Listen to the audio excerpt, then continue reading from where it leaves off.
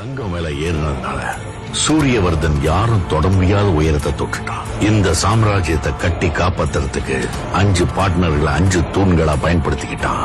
Bhargav, Rajendra Desai, Andrews. சூரியவர்தனுக்கு இருந்த பெரிய பலம் அவன் தம்பி அதீரா. அவனோட சாமர்த்தியத்துல கட்டின இந்த கோட்டையில சூரியவர்தனோட மகன் கருடனோட பங்கு இருந்தது. இவங்க 2 பேர் இருந்ததால KGF யாராலும் நெருங்க கூட முடியல. அங்க ஏற்கனவே ஒருத்தன் தன்னோட கால் தரத்தை பதிச்சுட்டான்னு அவங்க யாருக்குமே தெரியல.